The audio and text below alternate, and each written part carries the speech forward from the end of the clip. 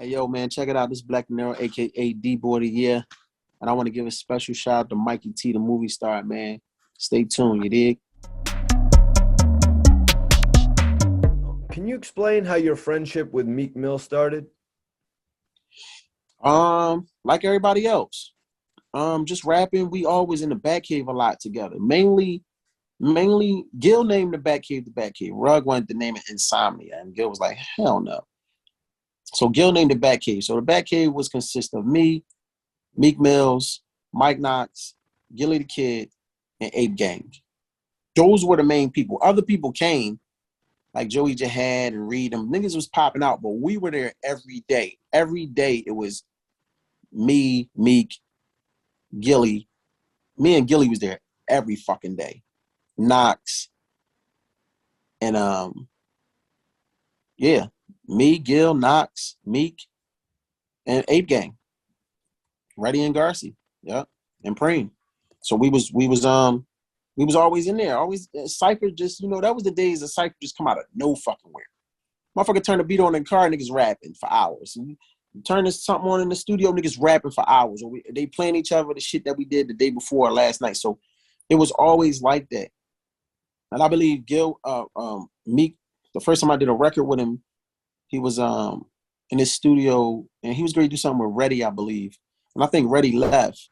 He's like, Black, you got something for this? And I just, bam, wrote it. I never wrote with paper, never, since 99. Even when Jay was talking that, I never wrote with paper. I always walked right in my head. So I wrote the joint, 5-10 minutes, got in there, did it. The next day, it was another one. He asked me, did I have something for that? It was me and him and NH, I did it. There was another day, he asked me, did I have something for this? I did it. So it was like, we was just all spreading love to each other. It wasn't nobody, doing other things for each other. We was just looking out for each other. And at this time, I was cool. I had money. I'm good. My records was popping. I was getting paid for features, shows. You know what I'm saying? So we was just doing our thing, and we developed a friendship. Just like everybody else. So that's how it happened. How were those studio vibes when you were recording for those Flamers mixtapes? It wasn't just that, man. Everybody's session was dope. Everybody's session. You walk into an 8-game session, them niggas just playing some shit. You walk into a Meek Mill session, he was on some shit. Gillie had bomb records. It was just, that was a vibe every day. And then we got to see everybody else come through and do their shit. And sometimes we would stay in everybody's session and just watch so many people revolve. You know what I'm saying? So all those sessions was dope. That's why I used to be all day. I used to come home and smell like that stinking ass studio all day because that's what I did. Got up, made my moves, bam, bam, bam. And then I'm in the studio because I didn't have to stand on the corner. I didn't have to really hustle hand to hand. I didn't do that. That wasn't me. I wasn't that type of hustler. I was on some bullshit. So I ain't had to do all that. I ain't had to go collect my shit. Everybody was doing that shit. Everything was done for me. I just made calls. So I just was in the studio all fucking day. We was in the studio all day, laughing, joking, smoking, doing push-ups. You know what I mean? Niggas didn't even argue. It was all love. You know what I'm saying? So the sessions was always fire. What did you think about Meek Mill signing with Rick Ross? You guys actually recorded the BMF remix together. Mm-hmm. Yeah. We talked about that before he signed with Ross in the studio. We had a conversation, and he was like, at this point, he didn't know if he wanted to go with, his exact words was, I don't know if I want to go with T.I. or Ross. Ross don't want to give me nothing. No, he said, T.I. don't want to give me nothing. He want to wait and make me, saying it's a path, a trail, and I got to take whatever he was saying at that time. I don't know verbatim, but he was like, Ross don't really want to give me no bread, but he ready to go.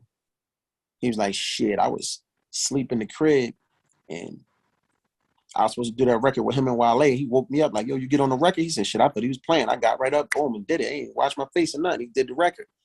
So he was like, I think I'm going to go with Ross. His exact words was like, I'm going to go with Ross because I ain't trying to stay around in his hood and get killed or go to jail. So I already knew he was going to go with Ross. What would you say it was about Meek Mill that made him break out from Philly? Meek did something that only one other group did here, and that was Major Figures. Nobody has ever grabbed the streets like Meek did, without cosigns and without radio play and all that first. He forced the radio hand. He made the radio play. Every fucking car going through any part of Philly, anywhere, uptown, North Philly, South Philly, Northeast, up dark, whatever, was playing Meek Mills. So he forced everybody's hand to understand his talent. You know what I'm saying? So he did something that's still, I look at that like he did. I've done things that people never done before, and I always speak about it, like put certain people on songs together. Freeway and Cassidy on their first record, Ab and Siegel on their first record, you know, Gil and on their first record. So it's like, I can speak about that because it's never been done before. He did something that never been done before that I've seen, like, to that degree. You know what I'm saying? And I'm talking about, this was Ram Squad shit and Major Figure shit. Those are the groups that had shit on fire, and he did it by himself. I think that's what, you know, he was going to get. It was inevitable for him to be who he is, because he was going to be that regardless of who he went with, probably, most likely.